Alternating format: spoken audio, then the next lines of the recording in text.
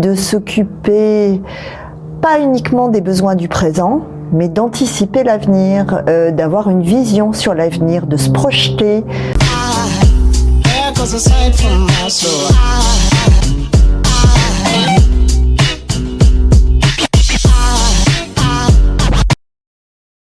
L'idée, c'est de se dire, on est là aussi pour protéger les gens. Moi, j'ai très peur des gens qui disent on va gérer une ville comme une entreprise. Ben non, c'est pas une entreprise, une ville. Une ville, elle est là pour rendre des services au public. Elle est là pour protéger les gens, pour protéger les biens communs, quel que soit le prix à payer. Parce que c'est notre avenir, parce que c'est notre présent, parce que c'est nos besoins essentiels. Et c'est ça pour moi la politique.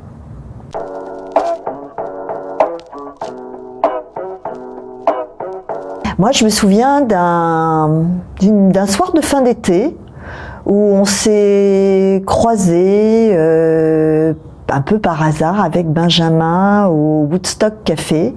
Puis on s'est dit, il faut qu'on se voit.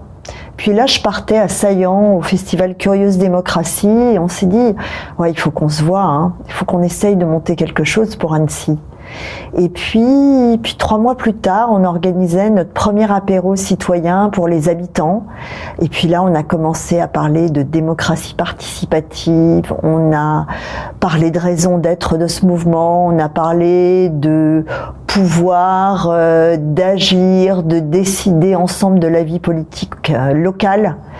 Et pour moi, c'est ça un peu la genèse de Réveillons Annecy, parce que c'est là où est né ce pilier de la démocratie participative qui est aujourd'hui un des fondements de notre liste Réveillons Annecy.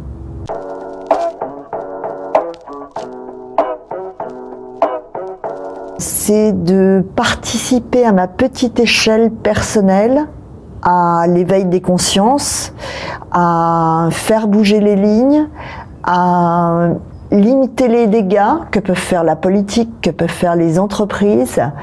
Et je consacre beaucoup de ma vie à ça.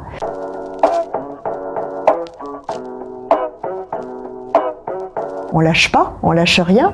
Et ça, c'est merveilleux quand même.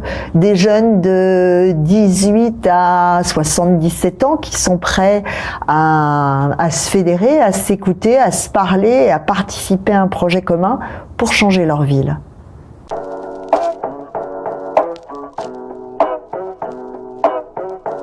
C'était difficile au départ de créer ce mouvement, de créer l'alliance entre... il y avait 3 piliers, hein, on se le disait, il y avait ceux qui aspiraient à de l'écologie, ceux qui aspiraient à de la justice sociale, ceux qui aspiraient à du renouveau démocratique, et tout le monde n'était pas forcément là pour la même chose. Il y en avait qui étaient là pour gagner les élections, d'autres qui étaient là pour mettre en place des processus de renouveau démocratique, et cet édifice au départ il était un peu chancelant, les fondations étaient pas trop solides, il y avait de la tension, etc. Puis je sais pas, à la fin de l'été, là, comme par magie, le ciment, enfin, a pris, l'édifice s'est consolidé, et puis ça y est, c'était parti, quoi. Et on sait pas à quoi c'est dû, et là ça démarre, et là ça part, et puis ça n'a fait que monter en intensité depuis le mois de septembre. On a fait qu'embarquer de plus en plus de gens. D'habitude, dans les mouvements politiques, on a des gens qui nous quittent. Ben, personne nous a quittés, là. On a des gens, au contraire, qui sont venus de plus en plus nombreux, de plus en plus engagés, de plus en plus avoir envie de participer. Et je crois que c'est ça que je retiendrai de ce mouvement-là. C'est que c'est pas fini, quoi.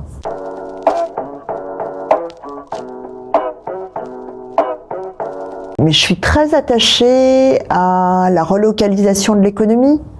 Je pense qu'aujourd'hui, on est allé au bout d'une économie mondialisée, on est allé au bout de tout ce qu'on pouvait tirer d'une économie qui est basée sur les énergies fossiles, et qu'effectivement, ça va demander d'inverser complètement nos modes de vie et de sacraliser le lien avec la nature, de recréer quelque chose de fort avec la nature, parce qu'on a complètement perdu ça. Je le vois aussi dans mon mandat d'élu à la région.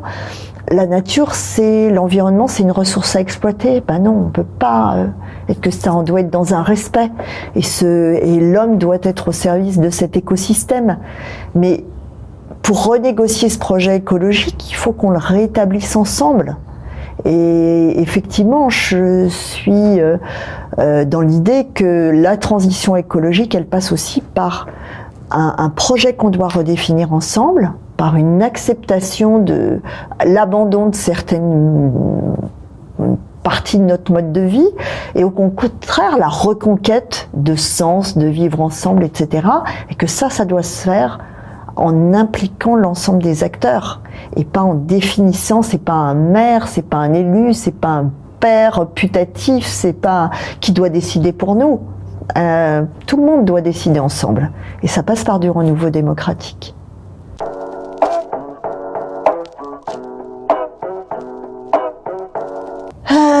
Moi, je voudrais envoyer un message à toutes les femmes. Et je voudrais leur dire qu'il faut qu'elles aient confiance en elles, qu'on a besoin des femmes en politique. Il faut activer plusieurs dimensions qu'ont les femmes. Elles peuvent être guerrières, mais c'est aussi des mères, elles sont portées par l'amour, elles sont portées par l'amour de leurs enfants, et elles sont portées par la solidarité, la sororité. Je pense qu'il faut qu'on mette en mouvement toutes ces belles qualités, et qu'on prenne notre part dans la vie politique, qu'elle soit locale, qu'elle soit au plan national, et qu'on exerce ça à côté des hommes. On a besoin des hommes, mais les femmes doivent prendre pleinement leur place en politique. Voilà. Cause aside from my soul,